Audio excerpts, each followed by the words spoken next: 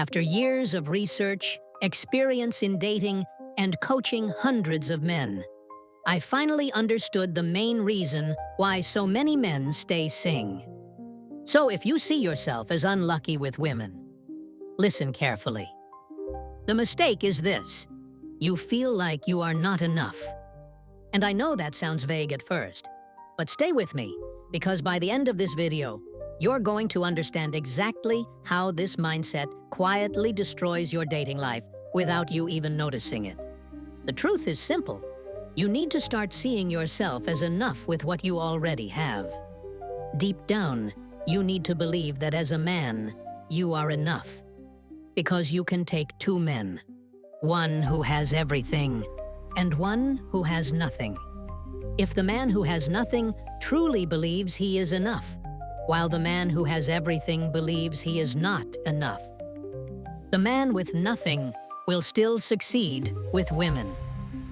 Now you might ask, how does she even know I feel that way? That's what this video is about, because your behavior exposes it before your words ever do. Very simply, the way you act around women suggests that you need them to make you feel worthy. Read that sentence again in your mind. You need her to make you feel like you are enough. Most men are not even aware they're doing this, but they do it constantly. And if you don't change it, you'll stay trapped in the same cycle. There are 3 behaviors that reveal this immediately. And once you understand them, you'll never look at your interactions with women the same way again. Number 1, think about the last woman you genuinely liked. Think about how you behaved around her. You laughed at things she said, even when they weren't funny. You reacted to ordinary comments like she said something brilliant, because deep down, you were terrified that anything less than full enthusiasm would cost you her attention. You kept asking her questions without revealing much about yourself, because you were afraid that if she saw the real you, she might lose interest. And every time she disagreed with you, you folded. Years ago, you convinced yourself that disagreement equals rejection. So you removed every edge from your personality and called it respect. Then eventually she became distant, or bored, or chose someone else. And afterward, you told yourself, she just wasn't ready for something real. No. That's one of the biggest lies men tell themselves. Women are absolutely ready for something real when they meet the right man. What I need you to understand is this: when you laugh just because she laughed, when you agree even though you don't actually agree, when you hide your opinions just to avoid tension, you slowly become invisible. Because she feels that you're afraid to show your real personality. And attraction dies the moment she feels you're performing instead of being authentic. This isn't something she consciously analyzes. Her subconscious notices it automatically. And over time, her attraction drops without her even understanding why. Let me give you an example. Imagine she tells a joke that you honestly don't find funny, but you laugh anyway. Why? Because you want her approval? Because you want her attention? Every man laughs at her jokes. So what makes you different? Now imagine you tell her you enjoy eating liver. And she responds, liver is disgusting. Meat is way better. Most men make one of 2 mistakes here. The first mistake is obvious. Yeah, meat is better. You instantly abandon your opinion to align with hers. But the second mistake is more subtle. You begin justifying yourself. No, but liver is healthy. I only eat it sometimes. It has vitamins. Notice what's happening. You're trying to soften your opinion so she accepts you. You're hiding behind explanations because you're uncomfortable standing firmly in your own preferences. Instead, your response should simply be indifference. You don't need to defend every part of yourself to a woman. Her opinion should not emotionally control you to that extent. Number 2, your kindness. This is one of the best traits a man can have. But most men misuse it completely, because their kindness is not genuine kindness. It's a transaction. And this part is important. When you text her, "How was your day?" Ask yourself honestly, why are you sending that message? Is it because you genuinely care? Or because she hasn't replied in 6 hours and the silence is making you anxious? When you compliment her, when you help her, when you offer rides, gifts, emotional support, are you doing those things freely? Or are you secretly hoping your effort will eventually earn attraction in return? Be honest, because she already feels the answer.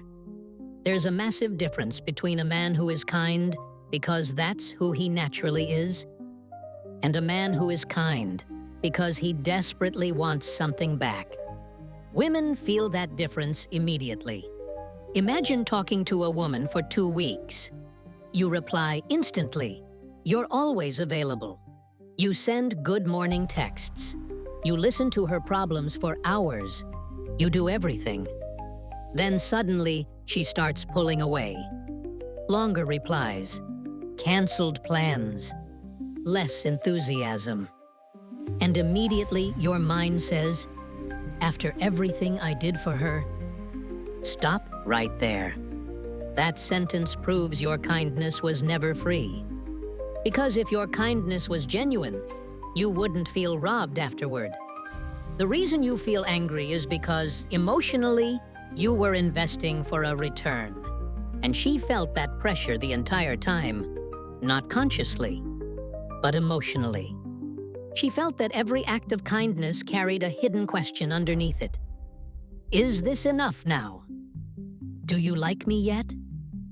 Am I finally enough? And that invisible pressure doesn't create attraction.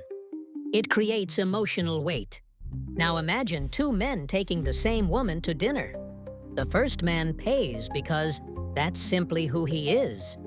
Whether she likes him or not changes nothing emotionally for him. The second man pays and spends the entire night analyzing her reactions. Did she appreciate it enough? Did she smile more? Did the dinner increase his chances? Trust me, she can feel the difference before the bill even arrives. So ask yourself honestly, which man are you? Being generous is not the problem. The problem is when your generosity becomes emotional bargaining. If she gives nothing back, no affection, no extra attention, no validation, would you still be completely okay? If the answer is no, then what you're doing is not kindness. It's negotiation. And she feels it. Number 3. This final behavior is the one most men will never admit to, because most men don't even realize they're doing it. Think about a girl you've been talking to recently. You text, she texts. Sometimes the conversation is amazing. Sometimes it disappears for days. You're not together. But you're not strangers either. You exist in this strange middle ground. Now ask yourself honestly, why haven't you asked her out yet? And don't say, I'm waiting for the right moment. There is no right moment. The truth is simpler than that. You're afraid of clarity. Because as long as things stay uncertain, you still have hope. Maybe she likes you. Maybe something will happen. Maybe one day everything changes. And strangely enough, that fantasy becomes addictive. You reread her messages. You analyze her tone. You screenshot conversations for your friends asking, do you think she likes me? You become emotionally attached to possibility instead of reality. Because the moment you ask, let's go out Thursday, everything changes. She either says yes, or she says no. And most men are terrified of both answers. Because a yes means you now have to show up in real life. And a no destroys the fantasy completely.